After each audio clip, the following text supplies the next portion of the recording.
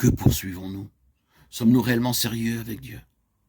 Nos cœurs sont-ils totalement attachés à tout ce à quoi le cœur du Seigneur est attaché? Maintenant, frères, sœurs, mes bien-aimés, acceptez ce défi, permettez cette question. Bon nombre de choses se produiront si cela était vrai. Le Seigneur peut nous dépouiller si c'est nécessaire en vue d'obtenir son objectif, si nos cœurs sont attachés à celui-ci. Nous n'aimerons pas notre vie jusqu'à la mort si nos cœurs sont attachés à l'objectif du Seigneur, à son plein objectif. Nous n'aurons ni discussion, ni contestation, nous ne mettrons rien de moins ou personne d'autre que le Seigneur lui-même, comme notre modèle et notre limite.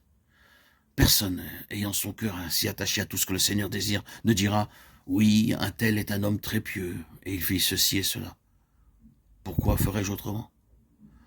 Oh, combien de luttes avons-nous avec les personnes sur ce point? Nombre de luttes exceptionnelles, dans mon expérience avec des personnes, ont été de ce genre.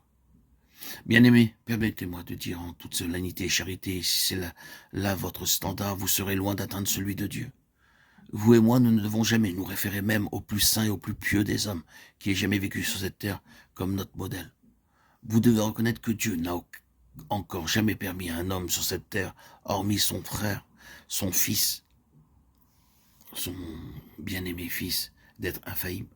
Et il a accepté des souffrances infinies pour le démontrer. David déclare être un homme selon son cœur, n'a eu aucun de ces manquements cachés par Dieu. Ils sont écrits dans la parole de Dieu, et pendant des millénaires, ils ont été là pour que tous les voient. Il n'y a jamais eu un homme dont la faiblesse fut cachée par Dieu, quoique cet homme ait pu être l'homme le plus utilisé par Dieu. Dieu ne nous permet pas de faire d'un homme ou d'une femme notre modèle. Le cœur de celui qui réellement tend à parvenir à la pensée la plus pleine de Dieu ira toujours bien au-delà de ce qu'il connaît de meilleur ici. Il n'y aura ni discussion ni contestation. L'attitude sera toujours « Eh bien, Seigneur, si cela représente quelque chose de plus pour toi, en moi, je suis prêt, je suis consentant.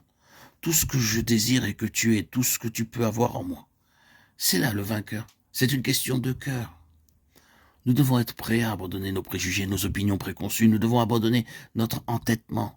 La question pour nous sera toujours celle-ci, et elle gouvernera.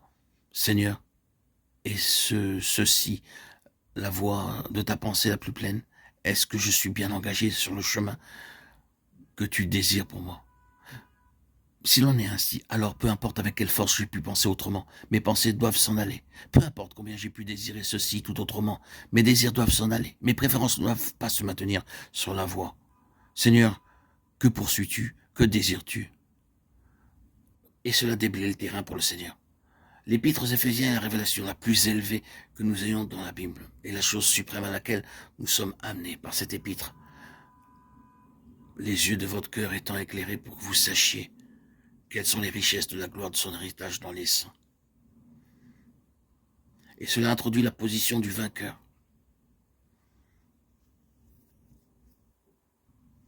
Celui qui vaincra, je le ferai asseoir avec moi sur mon trône. Apocalypse 12.